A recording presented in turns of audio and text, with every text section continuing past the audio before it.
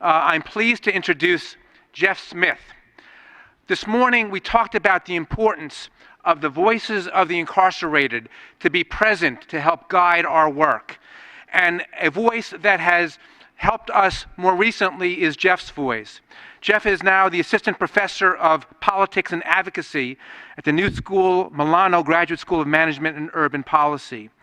He's worked at Washington University, St. Louis Public Schools, and is a co-founder of the charter schools called the Confluence Academics.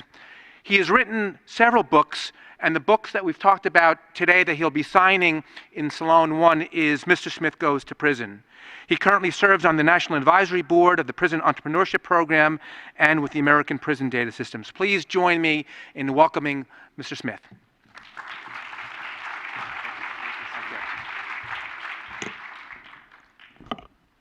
Good evening. First of all, I want to thank the Council of State Governments for making me speak after the congressman. Really appreciate that. But for real, thank you so much for inviting me here. I am honored, truly honored to be with all of you. I want to thank you for the incredible work you're doing every day. But in addition to a thank you, I want to also preemptively offer a disclaimer, because I'm going to tell a few stories here, and the stories are going to contain some people who you may recognize, but they're not the people in this room. I understand that I'm preaching to the choir, and I wish that everyone who worked in the correction system was as passionate about the things, about corrections, about rehabilitation, about the reasons that all of you are here as you are. Unfortunately, that's not always the case. And I'm going to talk a little bit about that today. So, whoops. So, in 2009, I was a quote-unquote rising star in the Missouri Senate. People talked about me for higher office. There's the perfect political picture with the only thing missing, the kids. And I got interested. I represented the poorest district in Missouri. And every year, my signature event was the 3-on-3 basketball tournament. I know it doesn't look like it, but I played high school and college basketball. And we had, at its peak, about 6,000 people would come to this tournament that I would play in, and it was also a health fair. We'd have about 70 different nonprofits come and giving services. And one year, many men were coming up to me, and they were talking to me about their experiences in the criminal justice system. I had more people who were incarcerated who hailed from my district than any other district in the state of Missouri. And many of them were there for a very simple crime. They were there for what's called criminal non-support, failure to be able to pay your child support completely. And it struck me when I heard their stories that it sounded a lot more like debtor's prison than anything else. And so I sponsored a bill in 2009 to try to address this. It was basically a bill that instead of prosecuting these men and giving them felony convictions, we would prosecute and in most cases, force them to go to jail. We would prosecute them for misdemeanors and provide alternative sentences so that they could get parenting courses, substance abuse counseling if they needed it, and any kind of vocational training that the city of St. Louis offered. Because it just made sense to me that there's one place you absolutely cannot pay child support from, and that's jail. And when I first introduced this bill, I was serving in a Senate that was 26-8, 26 Republicans and 8 Democrats, and I described the bill to my friend who chaired the Judiciary Committee, and he said, you're not going to get a lot of support around here for your deadbeat dad bill. And so I reframed the bill and kind of reframed the way that I posed it, and I presented it to the Senate committee the next week. I opened up by saying, hey, this is probably the only time you'll ever hear me say this in the time we served together, but Dan Quayle was absolutely right. He was right when he said that most of the time, children are better off with 2 parents under their roof than with 1. And you and I can respectfully disagree about what the gender of those parents should be, but we can agree that 2 is better than 1. And that's why I'm here today, to present to you a bill about family values, a bill to try to keep parents, and particularly men, in the lives of their children. Eventually, we were able to turn things around. The bill passed 33-0 in the Senate, 154-1 in the House, and it became law. And the day that it became law, I called a press conference, and I had about 50 of the men who would benefit from the bill surrounding me on the steps of the old courthouse in St. Louis. Because it was really due to them that the law passed more than anything I did. They came up and testified, and it was their voices that changed people's minds. And as we stood there that day, under the lights of the cameras, never in a million years did I imagine that 6 months later I'd be locked up myself.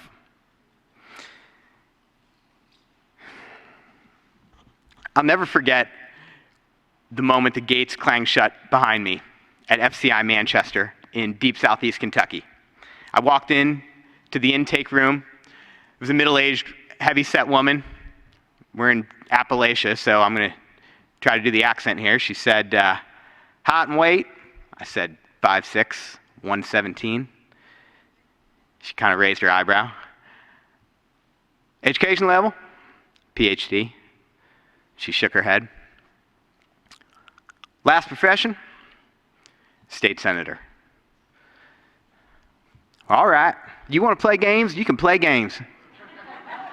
We got ones here think they're Jesus Christ, so you'll fit right in." A week later, I was called down to the admin building by the captain. Those of you who work in prisons understand that when the captain calls you down, you're in trouble. And he told me that they knew I had been jotting down notes on toilet paper and napkins, and they suspected that I was breaking prison rules because I might be writing a book, and he threatened to throw me in the shoe. About 20 minutes later, I got my work assignment. I was put to work in the warehouse on the loading dock. You can probably tell which one I was.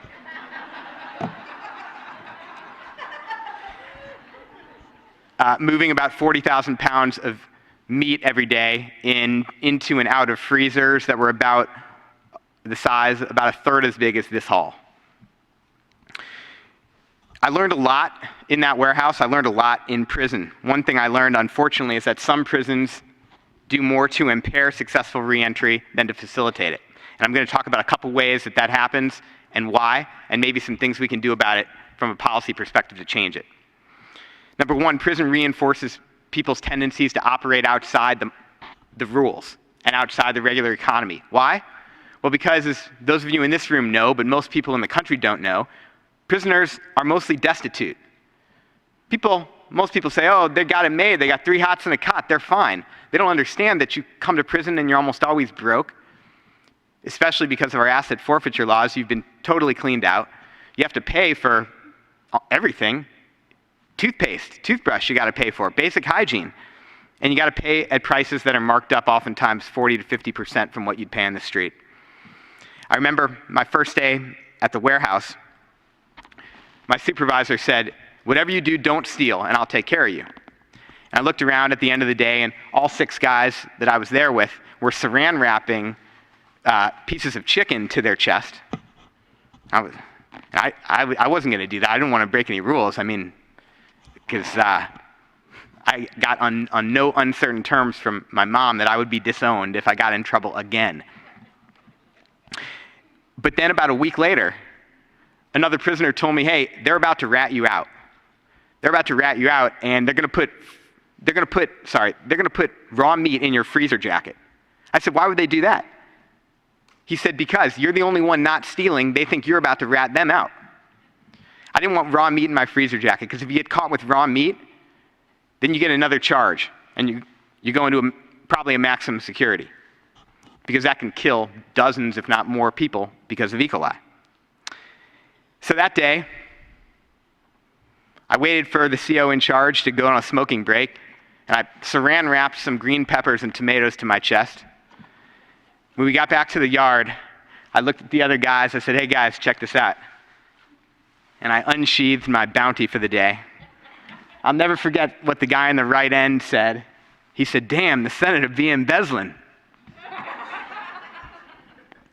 But you know what? I learned a lot more from those guys and from that experience than just how to stay out of trouble. I learned about the defining feature of prison life, which is incredible entrepreneurial ingenuity. There is not a single concept that you would learn at Harvard Business School that you could not learn inside prison. New product launch, quality control, risk management, territorial expansion, barriers to entry, supply chain management.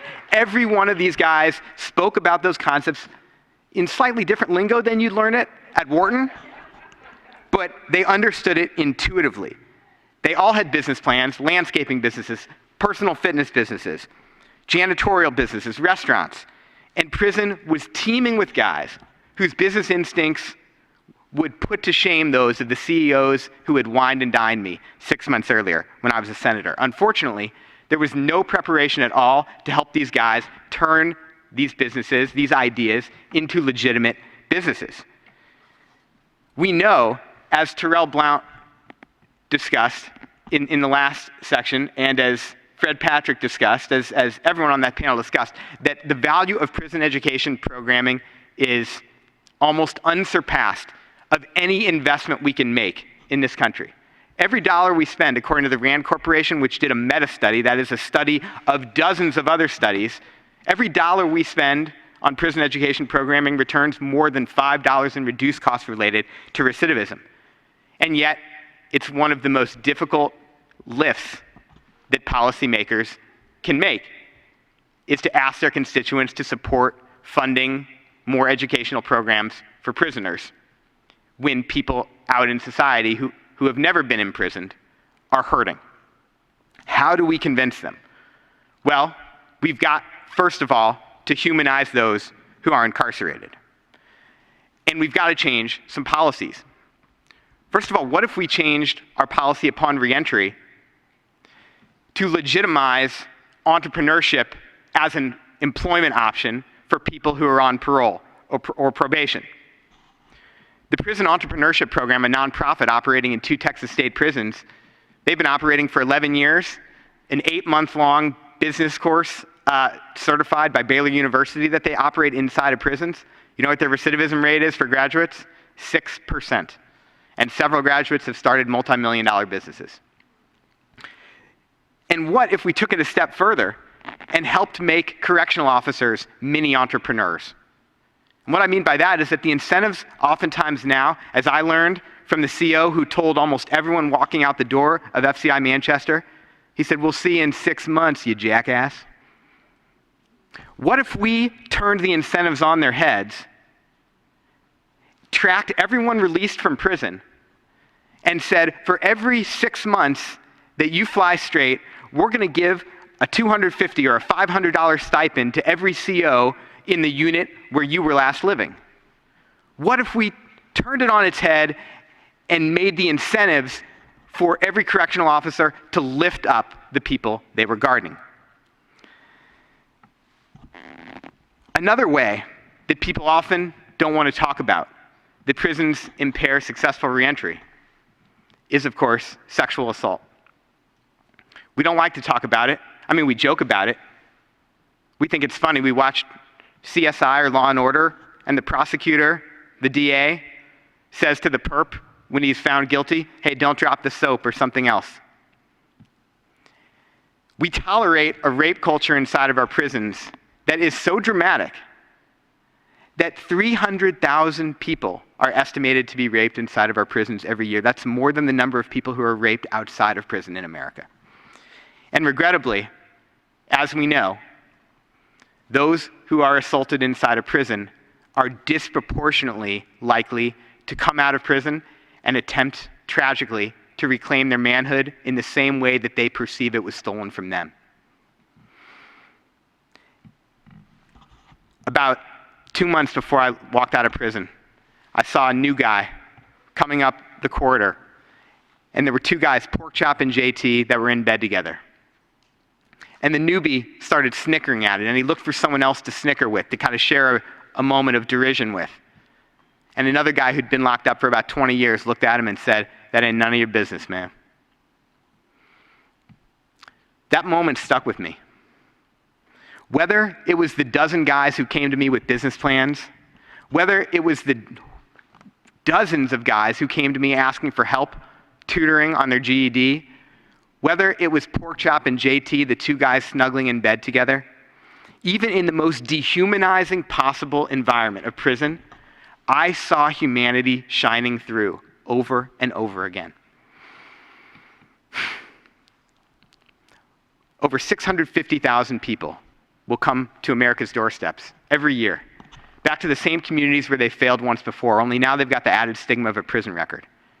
We know why they are likely to reoffend, because of economic struggle, because they can't find work. And it's not surprising when 4 out of every 5 landlords won't rent to them and 9 out of every 10 employers are performing background checks. Look, I had every possible advantage when I came out of prison. I had 300 letters of support to the judge when I went in, from Missouri's Attorney General, Lieutenant Governor, Speaker of the House, Senate President. I had a family that supported me. I had a PhD from a top university. I suffered no serious psychological or physical trauma in prison. I'm white. And I had a hard time getting a job. And when I went for my first interview, the last question the chair of the board of the Affordable Housing Policy Organization that I was interviewing with asked me was, our only question, we know you can do the job. We know you can do it better than anyone else we've interviewed. But why shouldn't we let some other group hire you, and then we'll hire you next year after they've taken the hit? Why do we want that stench on us? My story had a happy ending.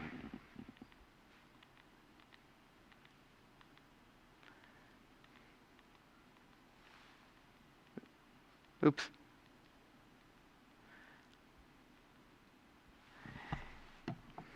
The endings of most of the guys that I did time with, who I stay in touch with, were not nearly as happy.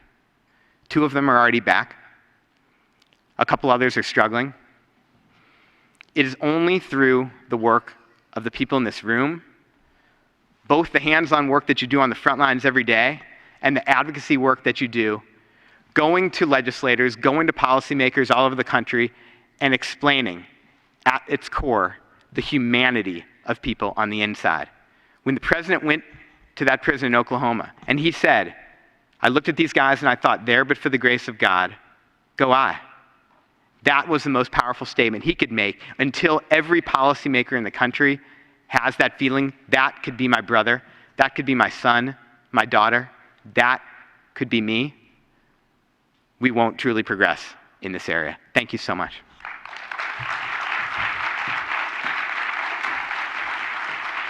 Thank you, Jeff.